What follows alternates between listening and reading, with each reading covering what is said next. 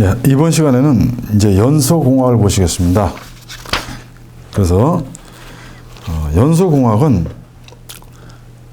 우리가 공부하는 데 있어 가지고 가장 좀 어렵게 생각하시는 부분이 연소 반응식 쪽입니다. 그래서 연소 반응식 쪽은 상당히 좀 어려워 가지고 화학식도 들어가고 뭐 이렇기 때문에 상당히 좀 어렵습니다. 근데 그 부분 외에는 연소공학 자체가 그렇게 어려운 부분은 없습니다. 특히 연소공학 쪽에서는 무슨 뭐 연소하는 데서부터 해가지고 결국은 이제 굴뚝까지 나가는 연소가스가 굴뚝까지 나가는 통풍력까지 전부 다 관계되는 부분이기 때문에 여기서 공부하실 때는 불을 붙이기 시작하는 연소부터 통풍력 또는 거기에 관계되는 집중장치까지 그 전체적으로 다 공부를 광범위하게 해야 되는 부분이다. 이걸 말씀을 드리고요. 먼저 161쪽에 연소 1번부터 보시도록 하겠습니다. 자, 우리가 먼저 연소라는 게 도대체 뭐냐?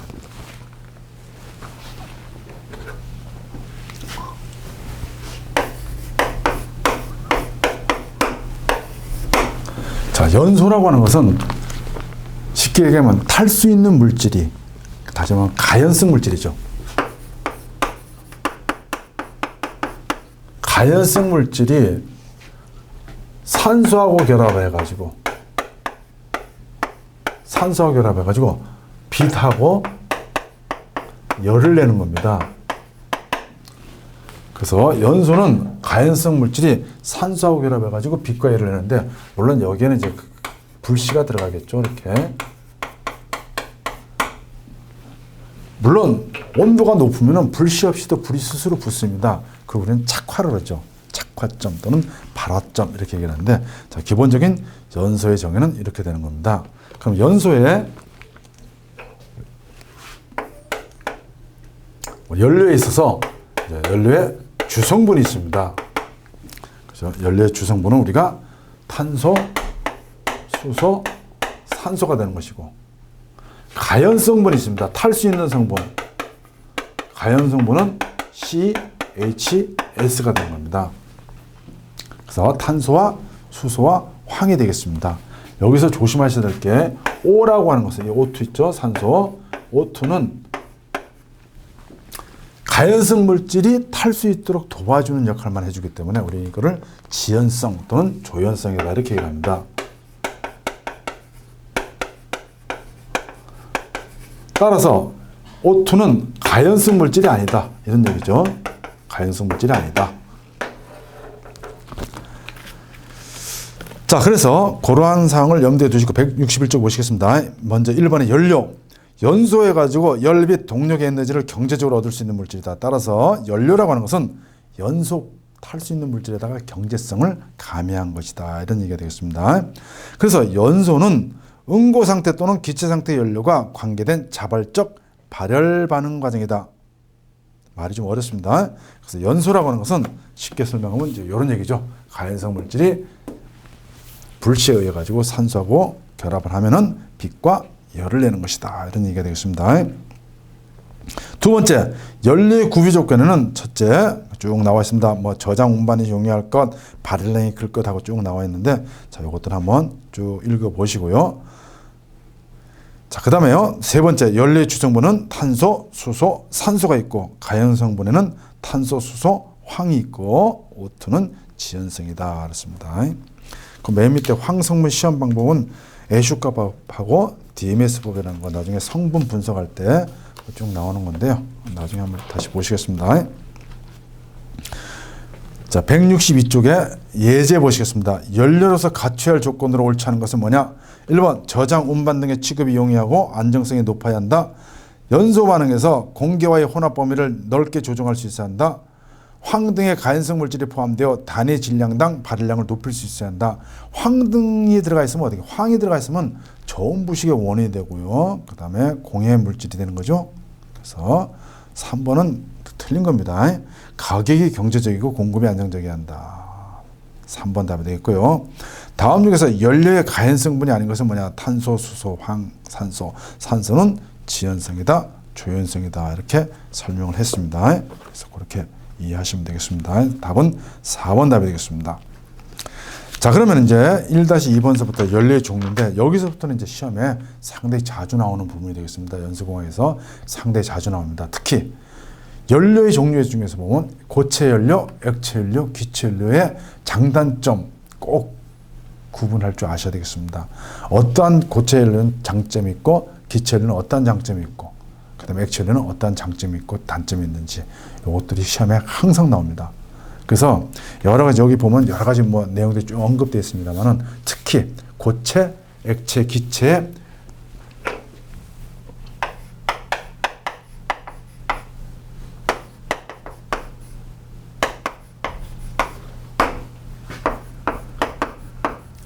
여기서 한 칠판에 세 개를 동시에 한번 해보도록 하겠습니다. 무슨 얘기냐면 연료의 특징에서 먼저 연료의 질을 가지고 따져주면요. 제일 좋은 게 사실은 뭡니까? 기체가 제일 좋은 겁니다. 클린 에너지이기 때문에 기체가 제일 좋죠. 그 다음에 뭐가 되는 겁니까? 액체가 되는 겁니다. 제일 떨어지는 게 뭡니까? 고체가 제일 떨어지죠. 그러면 기체라고 하는 것은 가장 깨끗한 에너지고요. 자동화 시켜줄 수 있는 모든 게 전자동화 시켜가지고 쓸 수 있는 그런 적용하는데 쓸 수 있는 게 바로 기체 연료입니다. 그러니까 기차로 얘기하자면은 이게 KTX가 되는 것이고, 이게 이제 새마을호 정도 되는 것이고, 요거는 이제 제일 못한 무궁화호 정도 이렇게 된다고 보시면 되겠습니다. 그래서 연료가 제일 질이 좋은 게 이제 기체인데, 그럼 기체가 다 좋느냐? 뭐 그런 건 아니죠. 자, 그래서 고체 연료부터 한번 이제 보시면은, 고체 연료는 첫째, 가격이 저렴합니다. 가격이 저렴합니다. 그 다음에 이거는 보면은 뭐 길에 가다 보면 뭐 철도라든지는 쭉 가다 보면 전부 다 뭐 길에 뭐 야적 해놓고 막 이러잖아요. 그죠? 야적 이런 거 적재 같은 게 가능한 거죠. 적재 같은 게 가능한 겁니다. 근데 이건 가장 뭐가 부족합니까? 품질이 품질이 떨어집니다. 품질이 떨어진다는 것입니다. 그 대신 이런 것들은 있잖아요. 역화가 잘 안 일어납니다. 나중에 역화라고 하는 건 뭡니까? 로 안에서 폭발이 일어나가지고 운전자 앞으로 거꾸로 튀어나오는 거 있지 않습니까? 로에 폭발이 일어나는 것들, 이런 것들은 잘 안 일어나죠. 고체 연료 같은 경우는. 물론 고체 연료 중에서 미분탄 연료 같은 경우는 일어납니다. 근데 일반적으로 고체 연료는 이제 그런 겁니다. 그러니까 고체 연료는 품질이 가장 떨어진 겁니다. 품질이 가장 떨어지고 질이 좀 떨어진다는 얘기죠. 그 다음에 오래 놔두게 되면 변질돼가지고 탈색이 되고 발열량이 떨어지고 품질이 떨어지는 거 풍화라고 합니다. 풍화작용이 또 있고 이렇죠.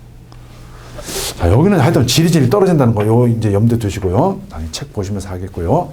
그 다음에 액체 연료는 뭐냐면요. 이건 특징이에요. 품질이 균일하다는 겁니다.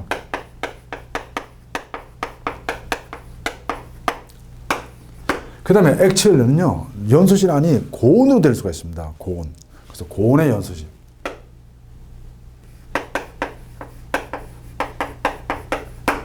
네, 고온 연소가 될 수 있습니다. 그 다음에 세 번째는 뭐냐면요, 이거는 액체 연료는 잘못하게 되면요, 국부 과열이 일어납니다. 국부 과열. 한쪽이 치우쳐가지고 굉장히 이제 과열이 되는 거죠. 그 다음에 이거는 액체 연료는 안에 액체 상태로 그 연소를 하기 때문에 연소되지 못하고 계속 로 안에 투입되다가 한번 불이 탁 붙게 되면 안에서 폭발이 나거든요. 그러니까 역화 같은 거 일어날 수가 있죠. 역화의 원인이 되는 겁니다. 그 다음에 액체는 또 무슨 위험이 있습니까? 인화의 위험성이 있죠. 인화성 물질, 인화의 위험성이 있고. 그 다음에 액체 연료는 펌프로 퍼오기 때문에 소음이 발생합니다. 이런 것들. 자, 그런데 여기서 이거는 굉장히 중요한 겁니다. 품질이 균일하고 고온 연소를 할 수가 있고 국부 과열이 일어난다는 거, 이거 특히 품질이 균일하다는 거 있잖아요. 그죠? 이런 것들은 시험에 아주 많이 나오는 단골 문제입니다. 자, 기체 연료는요. 기체 연료는 첫째, 발열량이 굉장히 높습니다. 두 번째는 공해 물질이 없잖아요. 공해 요인이 별로 없습니다. 이거는 클린 에너지입니다. 그런데 세 번째는 뭐냐면요, 저장하고 수송이 자, 이거는 이제 이거 잘못 생각하시면 이렇게 생각하는 겁니다. 저장수성이 좋냐 나쁘냐 하는 거 가지고 항상 여기서 틀린 사람이 많습니다. 어떻게 생각하냐면 기체연료라고 그래가지고 집에서 보면 도시가스 같은 거 생각하지 않습니까? 그럼 도시가스 같은 거 생각하면은 도시가스는 집에서 가만히 있으면 배관을 타고 들어와가지고 우리가 스위치만 켜면 뭐 음식물 같은 것도 조리해 먹을 수가 있고 난방도 할 수가 있는 겁니다. 그러니까 모르시는 분들은 딱 그렇게 들어오니까 이거 저장하고 수송 굉장히 편하다 이렇게 생각하는 거죠. 근데 사실은 그런 뜻에서 얘기하는 것이 아니고 만약에 LPG통이 있습니다. LPG통. LPG통을 우리 포장마차 같은 거 하시는 분들이 LPG통 같은 거 쓰잖아요. 근데 LPG통은 그 안에가 뭘로 저장되어 있습니까?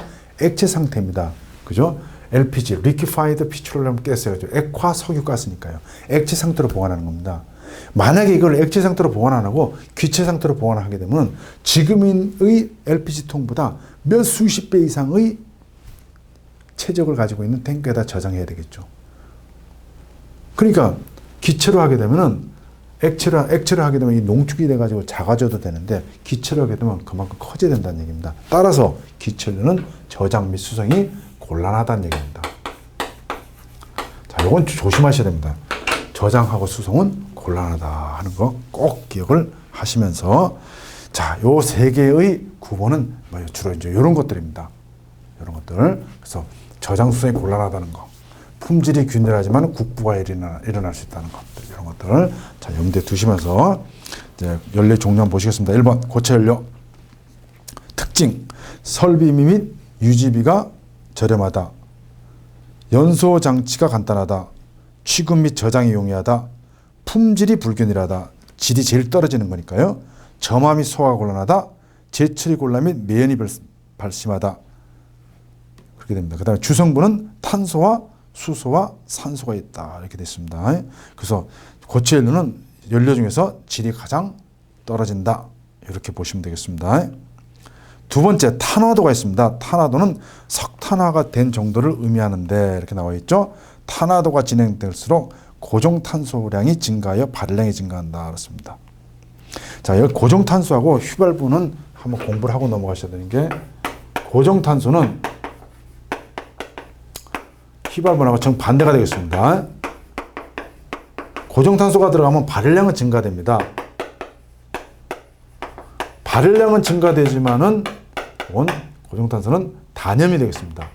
불꽃의 길이가 짧고 요거는 휘발유는 장염이 되는데 특히 휘발유는 모든 성분에 있어가지고 매연 발생의 주범이 됩니다. 매연의 주범은 무조건 휘발유입니다. 그래서 시험에 매연 발생이 가장 많다 그러면 뭐냐 그러면 무조건 휘발유입니다. 그 다음에 연료비라고 하는 것은 휘발분분의 고정탄소가 되겠습니다. 고정탄소. 그래서 휘발분이 많게 되면 연료비가 낮아지겠죠. 분모가 커지니까. 그래서 고정탄소는 많아지면 연료비가 높아지는 겁니다. 그래서 무연탄, 토탄, 갈탄, 아탄 뭐 이런 것들 탄을 구분할 때는 연료비 가져간다는 것 꼭 염두에 두시기 바랍니다. 그래서 휘발분 감소하며 착화 온도가 높아진다. 비열은 감소하고 열전들은 증가한다. 이렇게 되겠습니다. 163쪽에 3번 보시겠습니다. 고정탄소. 자, 고정탄소는 발열량의 주체다. 그렇습니다. 고정탄소가 많을수록 발열량은 증가하지만은 착화 상태가 나빠진다. 그렇습니다. 그리고 화염은 휘발분일 때는 장염이 되지만은 고정탄소는 단염이다. 그래서 장염하고 단염 구분하는 거 시험에 자주 나옵니다. 그래서 고정탄소는 단염이고 휘발분은 장염이다. 꼭 알아두시기 바랍니다. 다음 그 밑에 보시면 하드 그로브 지수라고 있습니다. HGI라고 그래가지고요.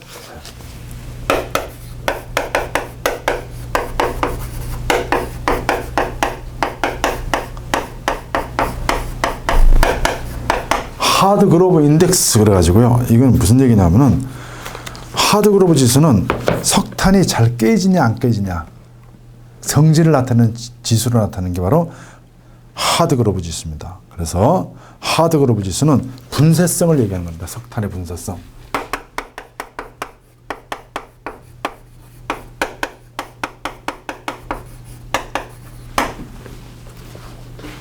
그래서 하드 그루브 지수가 HGI가 높을수록 분쇄성이 좋다.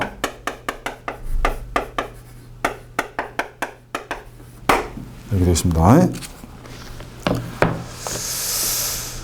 자, 그 다음에 그 밑에 보시면요. 고정탄소라는 게 있습니다. 고정탄소 뒤쪽에 하면 이제 분석에 나오는데요.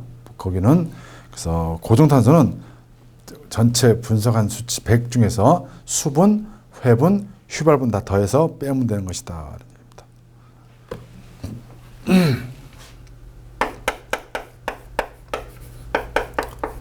자, 고정탄소는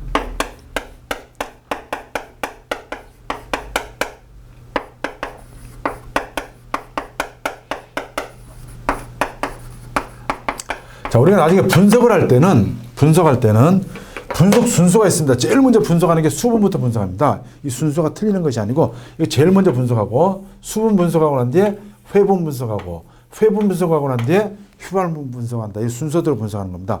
이렇게 세 개 다 분석하고 나면, 그 다음에 100에서 빼면 남는 게 고정탄소다. 이런 얘기죠. 따라서 수분하고 회분, 휘발분은 분석에 의해서 측정을 하는 거지만은, 고정탄소는 분석이 아니다. 이런 얘기입니다. 분석이 아니고 계산에 의해서 하는 것이다. 어떤 계산? 100 수분, 회분, 휘발분 이렇게 계산해 가지고 뽑는 것이 바로 고정탄소다. 이렇게 보시면 되겠습니다. 자, 그 다음에요. 탄화수소비 또는 탄수소비 그래가지고 4번에 쭉 나와 있습니다. 탄소와 수소의 중량비다. 이렇게 나와 있죠. 그래서 탄수소비가 커질수록 어떻게 되겠냐. 탄소가 많이 들어갈수록 이런 얘기입니다. 연소식 끓음이 생기기 쉽다. 2번 탄소량이 증가하고 수소량은 감소한다.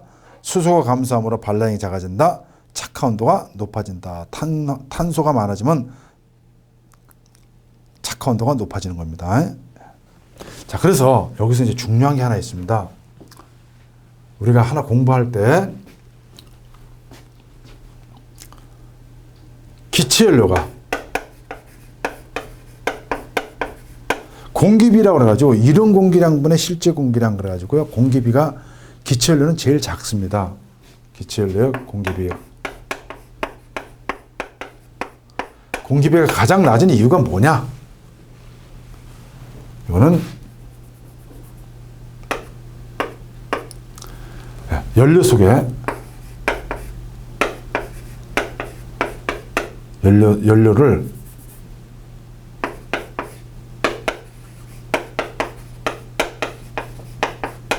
혼합연소가 이루어지기 때문에. 확산연소잖아요. 확산연소가. 확산연소가 이루어지는 겁니다. 기체연료는 확산연소하고 예혼합연소가 있고요. 혼합연소가 있습니다.